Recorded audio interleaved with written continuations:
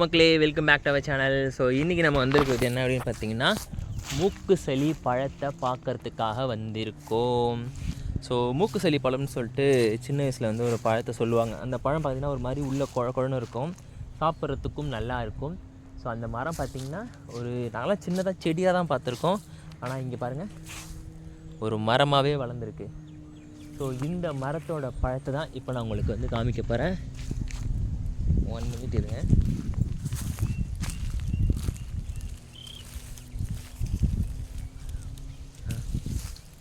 இதோ பாருங்க, இந்த பாருங்க,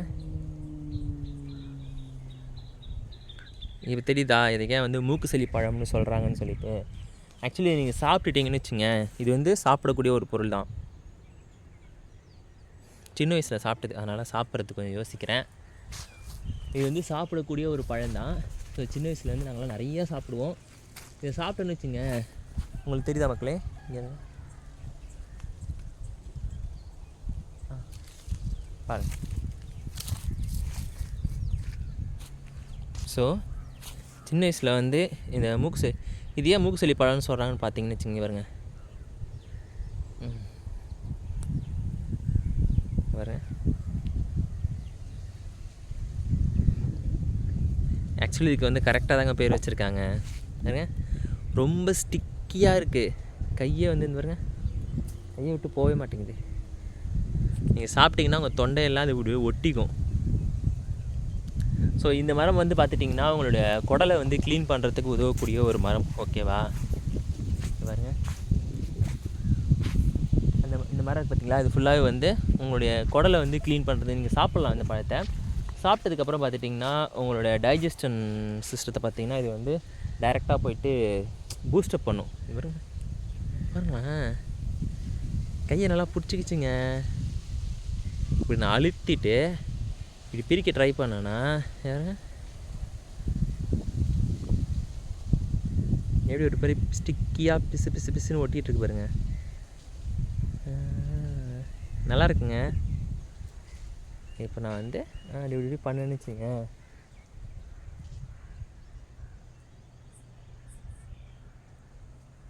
நல்லா இருக்குங்க இந்த பழம். இன்னொரு பழத்தை நான் எடுத்து காட்டுறேங்க.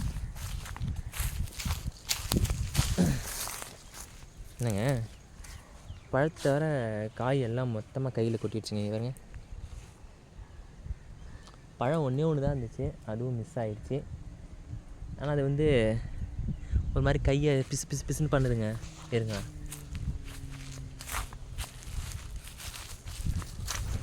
ஓகே.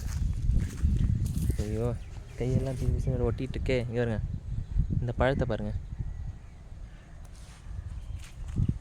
கையில் ஒட்டிச்சு. இங்கே பாருங்க, தெரியுதா?